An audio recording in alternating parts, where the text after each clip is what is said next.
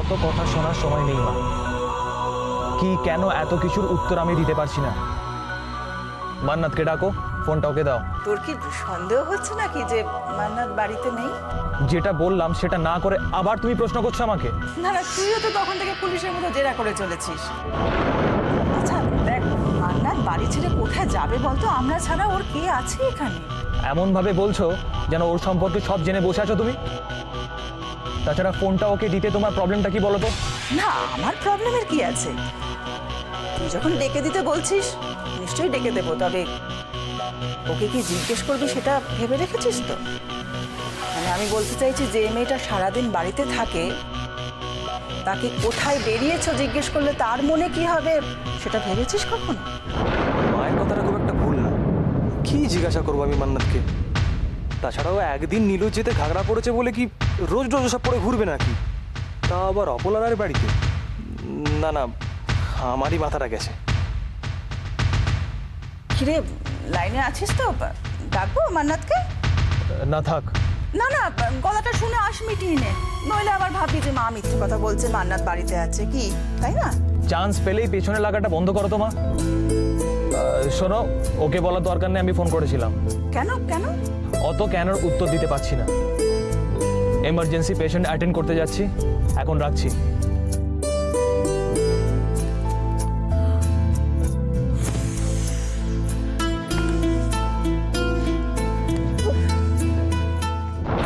JC হঠাৎ এভাবে phone করে মান্নাতের কথা জিজ্ঞেস করলো কেন? কিছু একটা সন্দেহ করে ফোনটা করেছিল বুঝতে পারছি, কিন্তু আমি জানি জেসি মান্নাতকে নিয়ে কতটা ভাবে, কতটা টেনশন করে। বাড়ির বাইরে থাকলেও বারবার মান্নাতের খোঁজ নেয়, কিন্তু এভাবে কতদিন এসব আমি জেসির কাছে লুকিয়ে রাখবো?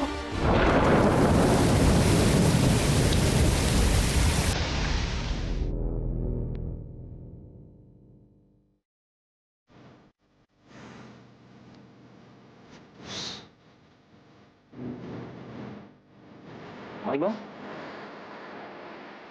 বললেন খবরটা? ওই বিক্রমপুরের হাড় বজ্জাত লোকগুলোকে মামি কেরম টাইট দিয়েছে। যে ছাড়বে না আমি জানতাম। একে তোরা মদের কারখানায় আগুন জ্বালিয়েছে, তারপর সুযোগ বুঝে দিদির ওপর হামলা চালিয়েছে। ওই দেখবেন সব কটার অবস্থা ওই রাশির মতো হবে, একবারে হাফিজ। তোমারও সেরকম অবস্থা হবে। কেন? 1000বার বলেছি না ওই নামটা উচ্চারণ করবে না। সরি মাইমা, আসলে কি বলুন তো, ওই জিভ ফসকে স্লিপ করে বেরিয়ে গেছে। সব স্লিপ টিপ করা বন্ধ করো, তাহলে তোমার এই জিভটাও না কেটে বাদ চলে যাবে। না না, আর হবে না। জানিস এদেরও সময় ঘনিয়ে এসছে। আদে ও জনকণ্ঠ। তা নয় তো কি, বড্ড কণ্ঠের জোর বেড়েছে এদের। খবরগুলো এমন ভাবে ছেপেছে যেন দিদিই ভিলেন। কি সাহস বলুন, সামান্য একটু ব্যবসা বাড়াবার জন্য ওই মামির পেছনে একদম হাত ধুয়ে পড়ে গেছে। চেনে না তো তোমার মামি কি জিনিস? হ্যাঁ, ওই জনকণ্ঠের কণ্ঠরোধ করতে না দিদির জাস্ট 2 মিনিটও টাইম লাগবে না।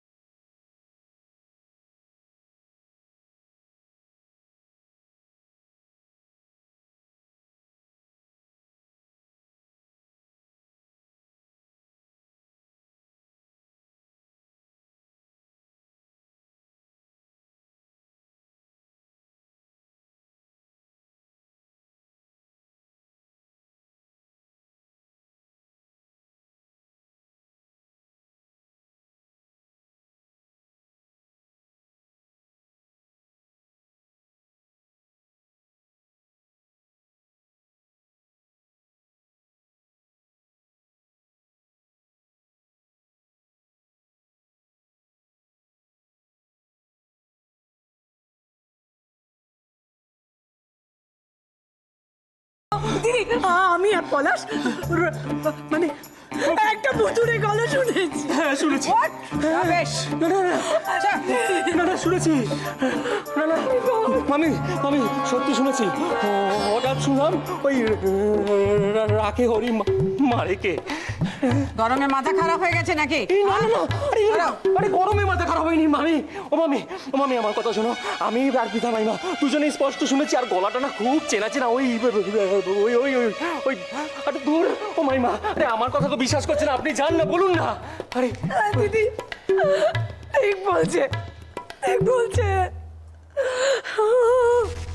রাশির ভূত এখনো অনেক দিন তোমাদেরকে তাড়িয়ে নিয়ে বেড়াবে। এসব তো কিছুই নয়। বাহ, এ তো একেবারে চক্ষু কর্ণে বিবাদ ভঞ্জন হয়ে গেল। অনেকেই শুনেছে ভূত দেখেছেন, কিন্তু আজ পলাশ আর মাসিমণি ভূতের গলাও শুনল না। এবার আমি 100% শিওর আমাদের বাড়িতে ভূত আছে।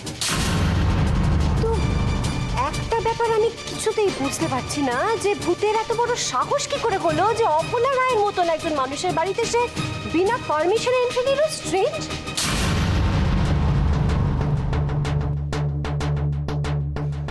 বাজে কথা বলো না পরমা। এই যে পলাশ, পৃথা, কত বয়স হয়েছে তোমাদের? তোজো পর্যন্ত এরকম রাবিশ কথা বলবে না। কিন্তু বৌদি সবাই মিলে ভুল বলবে সেটা কি করে হয়? আর আমি তো শুনলাম তুমিও নাকি ওই দিনে রাতে কি সব দেখছো টেকছো। প্লিজ দিদি, আমি এই নিয়ে আর কোনো কথা শুনতে চাই না।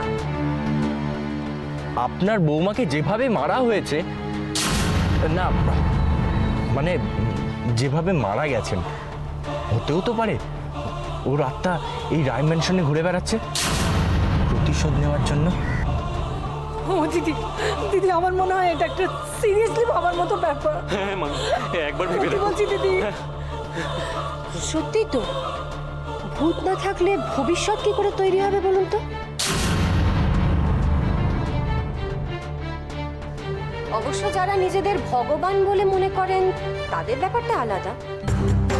তারা মনে করেন তাদের ইচ্ছে মতো সবকিছু মুছে ধুয়ে ফেলা যায়, কিন্তু সেটার যে কোনো গ্যারান্টি নেই সেটা নিশ্চয়ই এতক্ষণে সবাই বুঝতে পারছে।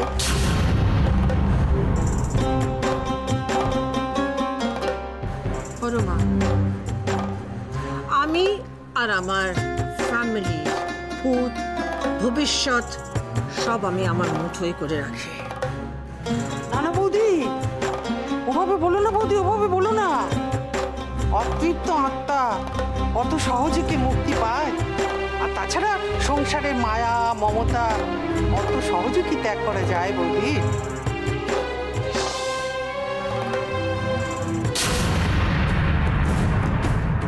আমি আত্মা হই আর যাই হই না, সত্যি আমি অতৃপ্ত। আর অপলা রায়কে শেষ করা না পর্যন্ত আমার মুক্তি নেই। না না, এইভাবে বেশি দিন চালানো যাবে না মা। আজকেই পুরো ব্যাপারটা ভাইয়ের কাছে ডিসক্লোজ হয়ে যেত। হয়নি, সেটা আমাদের ভাগ্য ভালো, কিন্তু আজকে হয়নি বলে যে কালকে হবে না তার কি কোনো গ্যারান্টি আছে?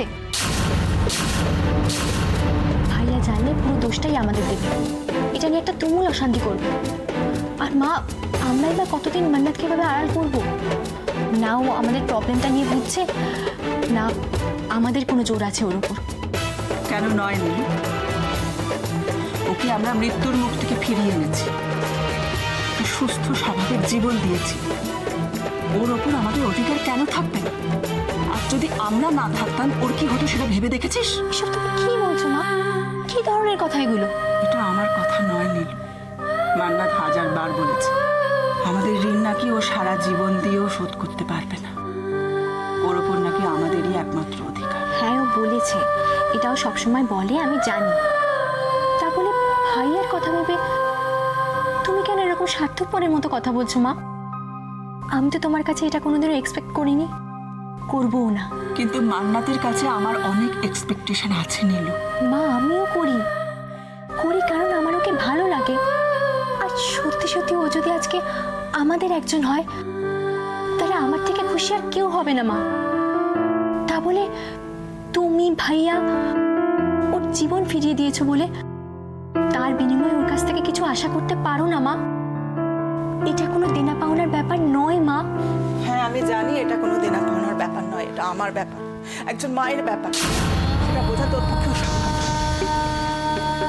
তুই আমার মেয়ে হয়ে আমাকে ভুল বুঝতে পারিস, মান্নাতা হয়তো কোনোদিন আমাকে ভুল বুঝুক, কিন্তু জেসির জীবনের জন্য আমি মান্নাতের পায়ে পড়তেও রাজি আছি। মান্নাতের ওপর শুধুমাত্র আমাদের অধিকার।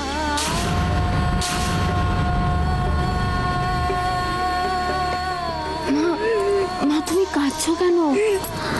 দেখো আমি তো ঠিক আছি, আমার কিচ্ছু হয়নি। চুপ কর দেখো আমি কথা বলিস না। কথাও শুনিস তুই আমার কথা শুনলে আজকে অবস্থাটা হতো। জানি না এখানে এভাবে পড়ে থেকে আমি আমার সব থেকে কাছের মানুষগুলোর সাথে কোনো অন্যায় করছি কিনা, কিন্তু এই অন্যায় শেষ না করে ফিরে গিয়েও তো কোনো সুখ নেই।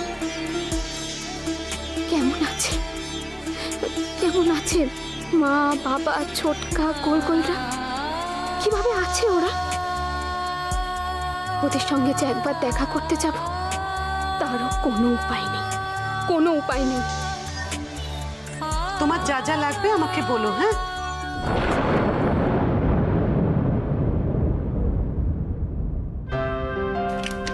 यहाँ पे सब मसाला डाल दिया?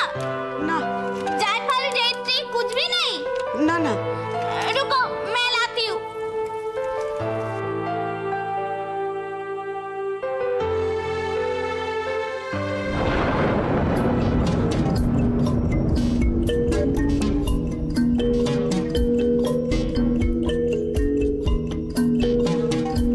आप चावल लाइए। আনছি।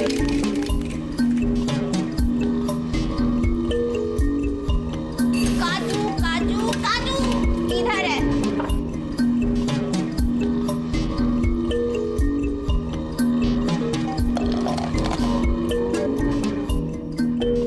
অদ্ভুত ব্যাপার, এই কদিন হলো মান্নাতেই বাড়িতে এসেছে, অথচ কোথায় কোন জিনিসটা রাখা আছে ও তো দেখছি সবই জানে। একজন অচেনা মেয়ের পক্ষে এত কিছু জানা কি করে সম্ভব? আর এমন ভাবে সব কাজ করছে যেন এখানকার সব কিছুর অনেক দিনের চেনা।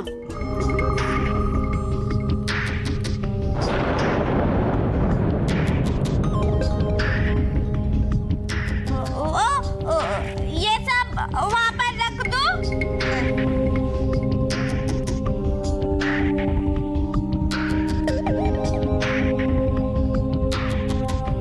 না না, আমি বেঁচে আছি এই খবরটা এখনই কোনোভাবে কাউকে জানানো যাবে না। একবার যদি কথাটা অপলা রায়ের কানে যায় তাহলে তো অপলা রায় সাবধান হয়ে যাবে, আর সেটা হলে রাশির অস্তিত্ব প্রমাণ করাটাই অসম্ভব হয়ে যাবে। কিন্তু তাহলে সবকিছু জেনে তো চুপ করে বসে থাকবো না। আমি কি করব? কিছু তো একটা ব্যবস্থা আমাকে করতেই হবে, কিন্তু কি ব্যবস্থা করব আমি? সেদিনও বিয়ে বাড়িতে খেয়েছিলাম আর আজও খেলাম।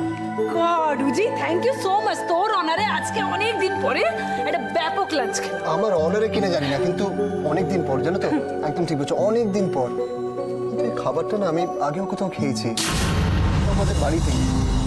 জানিস তো, আমার মনে হয় ন্যানি আজকে অনেক দিন পরে বেশ মন দিয়ে রান্নাটা করেছে।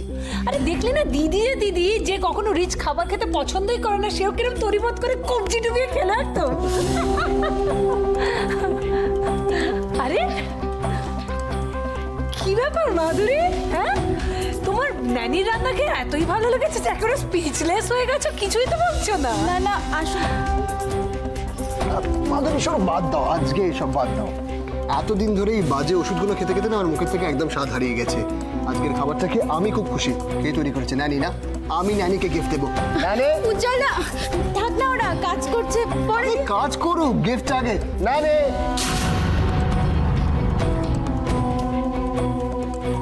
আজকের খাবারটা ফাটাফাটি হয়েছে, আমি খুব খুশি হয়েছি। কি তোমার কি গিফট চাই বলো তো?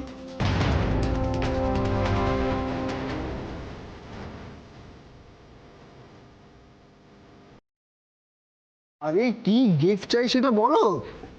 আপনি মিথ্যেই আমার এত প্রশংসা করছেন। আজকে তো আমি কোনো রান্নাই করিনি, আজ তো সব রান্না নিজের হাতে করেছেন মান্নাত।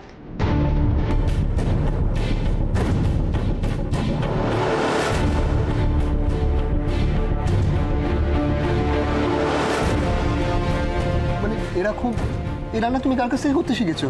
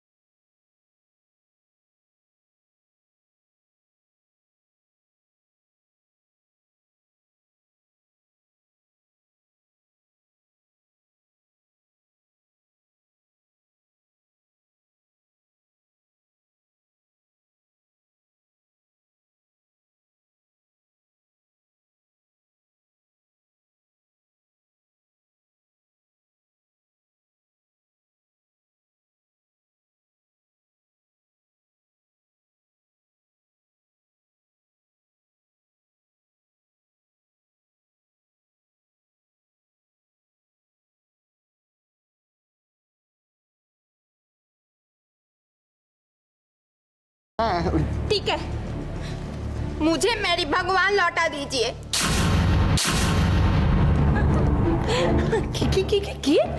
की चाहले तुम्हें? क्यों? मैं तो किशन भगवान जी को मांग रही थी।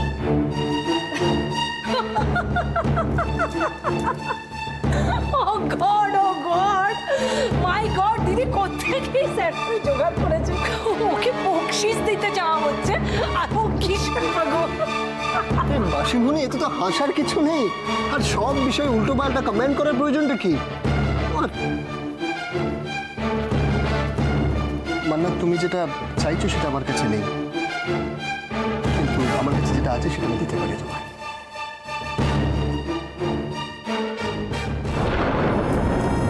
এটা নাও। আরে কি হলো? এটা রাখো। নাও, হাত হাত এটা নাও।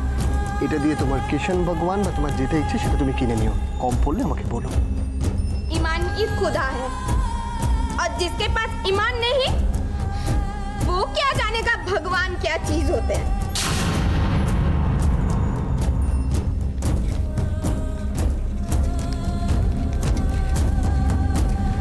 মান্নাত, মান্নাত,